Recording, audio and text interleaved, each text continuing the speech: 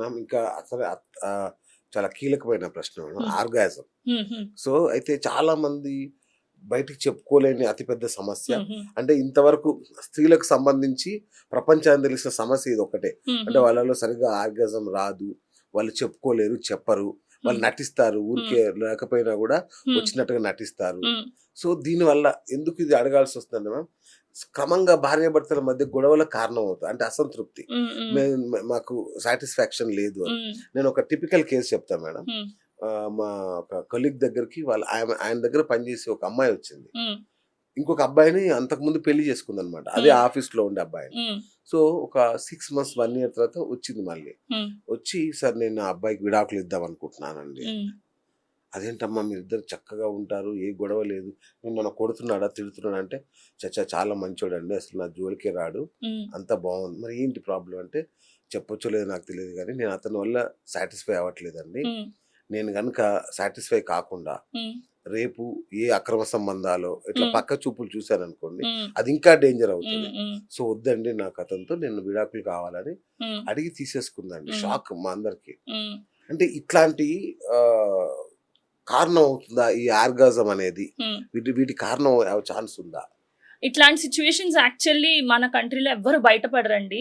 Unfortunately మీరు చెప్పిన situation లో ఎవరైతే ఉన్నారో చాలా ఆనెస్ట్ పర్సన్, తన ఇట్లా చెప్పి మంచి కానీ నాకు ఇది రీజన్ అని చెప్పి తన బయటికి రాగలిగారు. మన కంట్రీలో అప్బ్రింగింగ్ అంటే ఎట్లా పెంచారు, లేదా మనకి చిన్నప్పటి నుంచి అన్ని ఎట్లా చెప్పుకుంటూ వచ్చారు పేరెంట్స్, లేదా మనం వినుకుంటూ మన పెరిగిన సొసైటీలో ఉన్న సిచ్యువేషన్ లో 90% ఆఫ్ ద విమెన్ దీని గురించి మాట్లాడారు. ఆడవాళ్ళ మధ్యలో ప్రాబబ్లీ మాట్లాడుకుంటారేమో. నేను ఆల్మోస్ట్ నా 20 years ఎక్స్పీరియన్స్ లో ఒక్కళ్ళు కూడా నా దగ్గరకు వచ్చి మేడం మాకు ఆర్గాజం రావట్లేదు అని అడిగే విమెన్ అయితే లేరు. చాలా రేర్. పిల్లలు కలగట్లేదని ఫీల్ అవ్వడమే తప్ప, ఎంతసేపు ప్రెగ్నెన్సీ రావట్లేదనే తప్ప రావట్లేదు అన్న వాళ్ళైతే లేరు. అయితే స్టాటిస్టిక్స్ వైజ్ చూసుకుంటే కూడా మీరు చెప్తున్నారు ఈ డివోర్స్ కి ఈ రీజన్ అనింది మన కంట్రీలో చాలా తక్కువ. ఈ మధ్య బయటకు వస్తున్నారు. వేరే కంట్రీస్ లో మీరు చూస్తే అబ్రాడ్ లో చాలా డివోర్సెస్ కి ఇదే మెయిన్ ప్రైమరీ రీజన్ ఉంటుంది. ఇంకోటి మేడం, అంటే మన దగ్గర కూడా అది కారణం అనేది బయటికి చెప్పరు గానీ దాని వల్ల అసంతృప్తి మొదలవుతుంది. ఫస్ట్ పార్ట్నర్ మీద ఒక రకమైన అనాసక్తి, కేర్లెస్నెస్, ఇది మొదలైన తర్వాత వాళ్ళ మధ్యలో ఉండే రిలేషన్ దెబ్బతినడం ద్వారా అది ఇంకెక్కడికో లీడ్ అవుతుంది. వేరే గొడవల కారణమై ఆ గొడవల వల్ల వీళ్ళు విడాకులు తీసుకుంటారు. కానీ రీజన్ ఇదన్న విషయం వీళ్ళకి తెలియదు. అట్లా సో ఇందులో ఏంటంటే అండి, బేసిక్ గా ఒకటి ఆడవాళ్ళు చేసేది ఇష్టపడి చేయాలి, ఫస్ట్ ఇంపార్టెంట్ థింగ్. సెకండ్, వాళ్ళ మైండ్ లో ఏదో బ్లాక్ ఉంటుంది ఫర్ ఏదైనా రీజన్ అయి ఉండొచ్చు. ఆ ఉన్న బ్లాక్ ని తీసి పార్ట్నర్ తో కమ్యూనికేట్ చేయడం అనేది చాలా ఇంపార్టెంట్.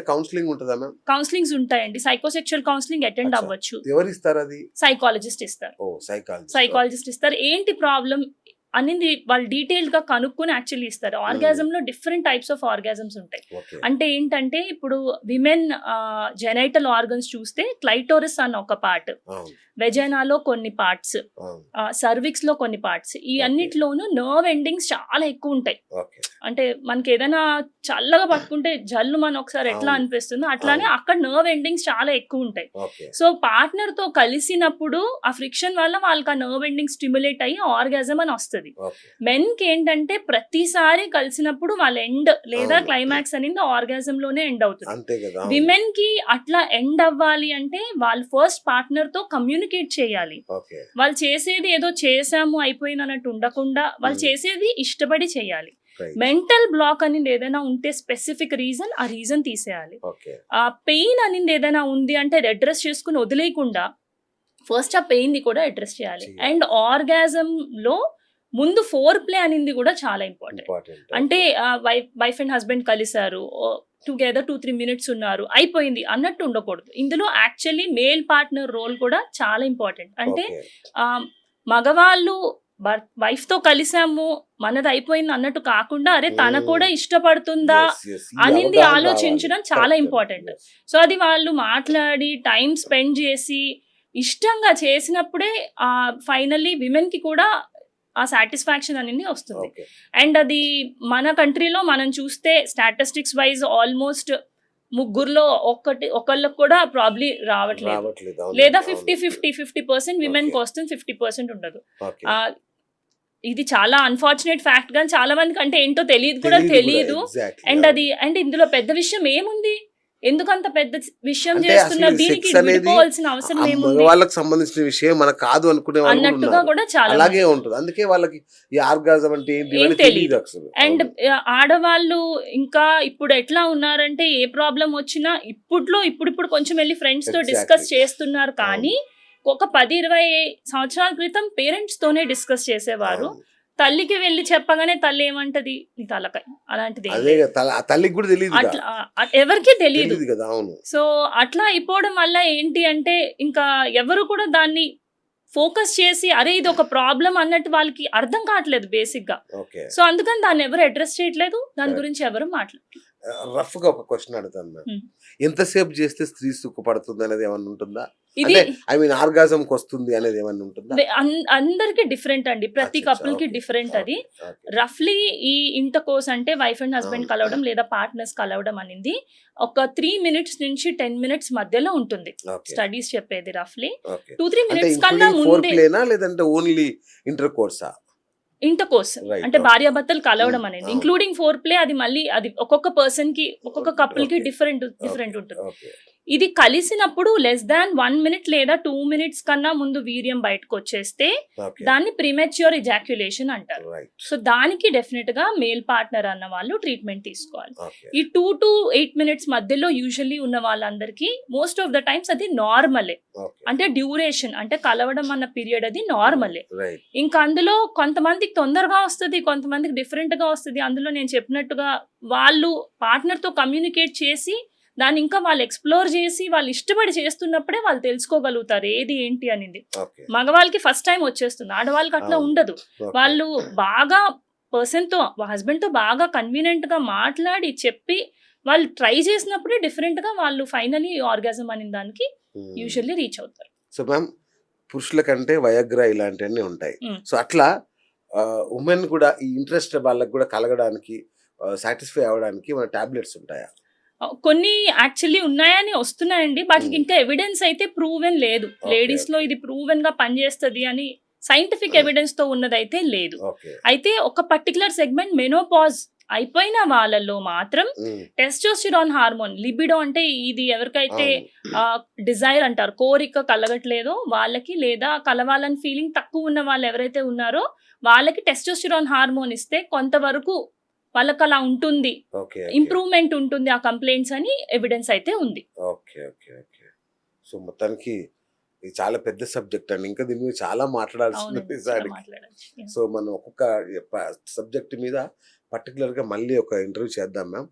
సో నేను ఈ టాపిక్ ఎంచుకోవడానికి మళ్ళీ కూడా చాలా మంది అపార్థం చేసుకుంటారేమో, వాళ్ళకి మళ్ళీ చెప్తున్నాను, స్త్రీ లైంగిక ఆరోగ్యమే ప్రపంచ ఆరోగ్యం బాస్.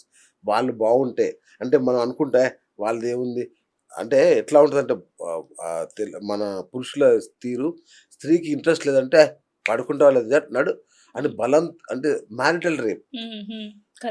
అంటే వీళ్ళ ఆలోచన ఏంటంటే స్త్రీకి ఏలాంటిది ఉండదు, ఆబ్జెక్షన్స్ కానీ అనారోగ్యాలు కానీ అనాసక్తి, అదే లిబిడో ఇట్లాంటివి ఏమి ఉండదు. వాళ్ళు పడుకోమంటే పడుకోవాలి అంతే, మన పని అయిపోయినా వెళ్ళిపోవాలి. సో ఈ మ్యారిటల్ రేప్స్ ఇవన్నీ అవుతున్నాయి కాబట్టి స్త్రీకి కూడా ఒక మనసు ఉంటుంది, ఆమె ఆలోచిస్తుంది, ఆమెకు కోరికలు ఉంటాయి, కలుగుతాయి. దాని నుంచి మగవాడు ఆలోచించాలి. ఆమెను గైనకాలజిస్ట్ దగ్గర తీసుకెళ్ళండి, ఆండ్రాలజిస్ట్ దగ్గర తీసుకెళ్ళండి, సైకాలజిస్ట్ ముఖ్యంగా, సైకోసెక్సువల్ కౌన్సిలింగ్. ఎందుకంటే మన దేశంలో అనేక ఆచారాలు కట్టుబాట్ల మధ్యలో ఆడపిల్ల పెరుగుతుంది, వాళ్ళకు బోల్డ్ అన్ని మెంటల్ బ్లాక్స్ ఉంటాయి. అవేంటో తొలగించుకుంటే సంసారం బాగుంటుంది, భార్యాభర్తల బంధం బాగుంటుంది, విడాకుల సంఖ్య తగ్గుతుంది. అందరికీ ఈ విషయం తెలియచేయాలనే ఉద్దేశంతోనే ఈ ఇంటర్వ్యూ చేస్తున్నాము. ఈ సిరీస్ కంటిన్యూ కూడా చేస్తాము. Thank you doctor. అంటే మీరు తప్పుగా అనుకోకుండా ఈ విషయాలన్నీ అంటే లెట్స్ టాక్ అనేది నా ఆలోచన ma'am. Let's women also talk. ఎందుకంటే వాళ్ళు సగం ఆకాశంలో సగం, అవకాశంలో సగం, ఇందులోనూ సగం వాళ్ళకి ఇవన్నీ అవగాహన రావాలి, తెలియాలనే ఉద్దేశంతోనే చేస్తున్నాం మ్యామ్. సో మీరు కూడా మహిళా సోదరి మనల్ని ఎవరైనా మహిళలంతా దయచేసి మేడం కాల్ చేయండి, మీ సమస్యలు చెప్పుకోండి, హ్యాపీగా నిరభ్యంతరంగా. మ్యామ్ అపోలో హాస్పిటల్లో ఉంటారు, హైదరాబాద్లో చక్కగా వెళ్ళి కలవండి, లేదా ఫోన్లో మాట్లాడండి. మీకు కావాల్సిన ట్యాబ్లెట్లు అవసరమైతే ఇక్కడి నుంచి పంపిస్తారు. లోకల్ అపోలో సెంటర్ లేని ఊరు లేదు, మెడికల్ షాప్ లేని. సో అక్కడికైనా మీరు వెళ్ళి మేడం స్లిప్ రాసి మీకు వాట్సాప్ చేస్తారు. మీ ఊర్లో కూడా మీరు తెచ్చుకోవచ్చు. నిరభ్యంతరంగా నిస్సంకోచంగా మేడంతో మాట్లాడండి, అంతేగా. సో మీరు ఫైనల్ మీ గా ఇంటర్వ్యూ ద్వారా ఆడవాళ్ళందరికీ అట్లీస్ట్ ఒక్కటైనా మంచి మెసేజ్ వాళ్ళకి అంది, భయపడకుండా బయటికి వచ్చి వాళ్ళ ప్రాబ్లమ్స్ చెప్పుకోగలిగితే I'll be very me happy. సంసారం కాపాడుకోవాలి అంటే, మీ కాపురం నిలబెట్టుకోవాలి అంటే ఇలాంటి ఇంటర్వ్యూలు చూడండి, ఈ అవగాహన పెంచుకోండి.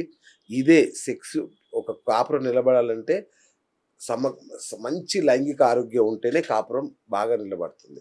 ఆ విషయం మీద మీకు అవగాహన రావాలని ఇంటర్వ్యూ. సో ఇలాంటివి మరిన్ని ముందు చేద్దాం. మీ కామెంట్స్ ఏమైనా ఉంటే, మీకున్న సమస్యలు ఏమైనా ఉంటే కూడా కామెంట్ బాక్స్లో కింద రాయండి. మేడం వాటికి ఆన్సర్ ఇస్తారు next episode. Thank you madam, thank you so much. Thank you so much.